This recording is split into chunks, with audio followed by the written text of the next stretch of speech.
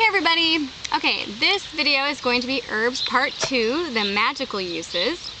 And I'm using an outline, so if you see me look down, that's why, because I've only got 10 minutes, so I need to be very brief. First and foremost, I would highly recommend that you use this book if you're going to be using herbs in magic.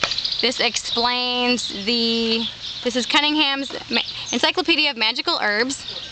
Okay. For each herb that it has, it's got the regular name, like the common name, the Latin name, the folk name, the association with gender, planet, element, deities, the powers, the ritual uses, as well as the magical uses. And the key to this book also is that it has a little code next to each herb. And that code tells you whether or not it's safe to ingest, whether or not it's safe to burn, or if it's safe to put on the skin as far as in a bath or whatnot. So I highly recommend this book. Now, on to the herbs.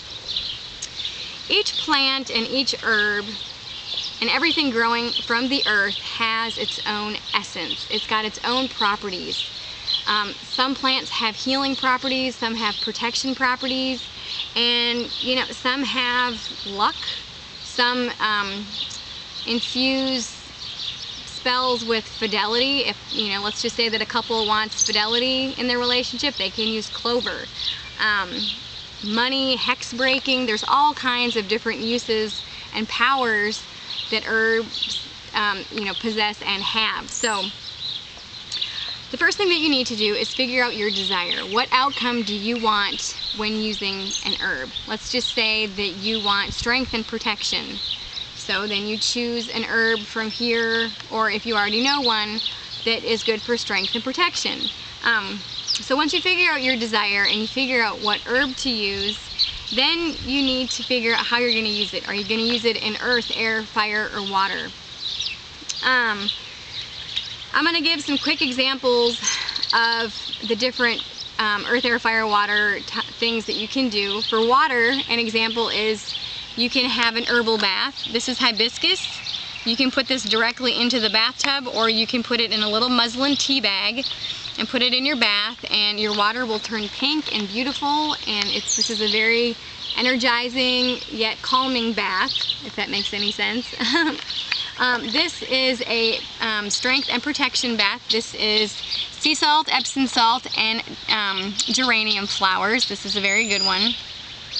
Another example of a water spell or a water use, this is rosemary in a cup, and you can use it to make a brew or potion or tea, depending on which verbiage you want to use.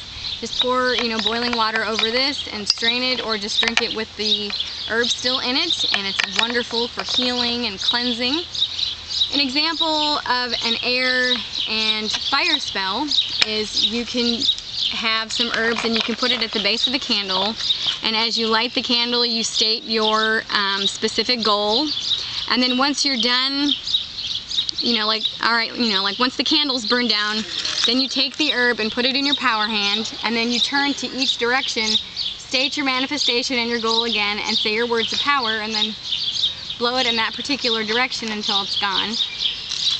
And then you can also use herbs to make incense. This is some incense that we made. Then we just shaped it and put it on a toothpick. This is comfrey ointment.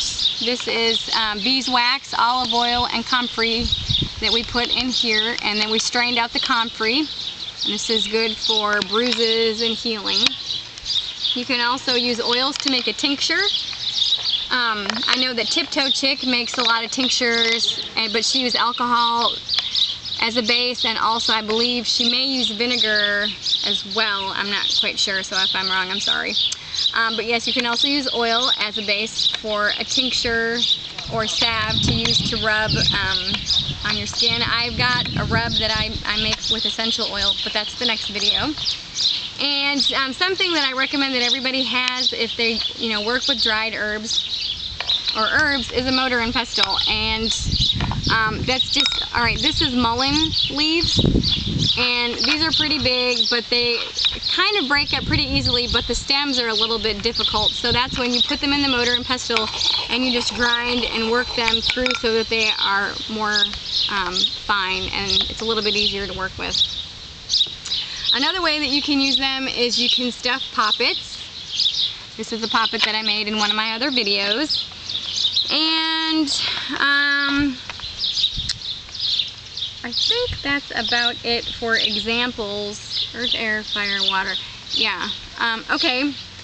And okay, so once you have it, figured out how you want to use it, and this is only some of them. Something else you can also do is infuse the herbs and bury them. You can make a poppet with whatever manifestation that you want, whatever shape you want, and then as you're saying your words of power, then bury the poppet. So, okay, once you've figured it out, then you have your words of power, which you may have created words of power already, or you can just say them right off your cuff, right off the top of your head. Just go, okay, this is what I want, and then you got your herb, and then you infuse them, and then you do it. Timing. Some people wait till the full moon, the new moon, the dark moon. Some people wait for the summer solstice. Okay, one example of something that I do every year on the summer solstice, actually like the full moon before the summer solstice, or on the summer solstice, depending. I renew my bottle of herbs. This is my protection blend. I've got a whole bunch of protection herbs in my closet. I've got a big herbal collection in my closet. And I mix together a blend of protection herbs, and I mix them in with cornmeal. This is an example of what it looks like, and then I just mix it in together. And then on the full moon before the summer solstice, I circle, like my property once, twice, or 3 times, depending on what I feel is necessary. So that's an example of timing. You don't have to wait for a specific time. You can do it whenever you feel the time is right. Let's just say that you're traveling and you want to, make a protection tea or bath or pop it. You can use it whenever you want. Herbs are something that you don't have to wait to get universal energy to use. The essence and the power is in the herb, so you don't have to wait if you don't want to. With other spells that just use maybe fire or something else, it's good to wait for the moon to be in a specific aspect, or not to be in void, of course. So once you have figured out your desire, figured out the herb, figured out how you're going to use it, you figured out your words of power, figured out if you want to wait for the right timing, or if the time is now that you need to use it, then you just infuse the herb with your desire, with your words of power. You infuse it and make that magic happen, and then you're done, and then you forget about it, because it's gonna, once you send it out into the universe, then it's done. And one of the things that a lot of people say is be silent, is one of the things that we go by. And it's not because what we've done is bad, or what we've done, let's just say that I want to do a healing spell because my son is sick. So I do a healing spell and then I don't talk about it. Well, the reason why that we don't talk about it is because we don't want others to go, oh, that's not going to work, and blah, blah, blah. And it's like, you know what? And so that will create doubt in yourself. And the strength of magic comes from believing in the power of your words and intentions and your visualization. So, I hope that I've covered everything that you guys were looking for. I know a lot of people were asking me about how to use herbs and magic and everything else.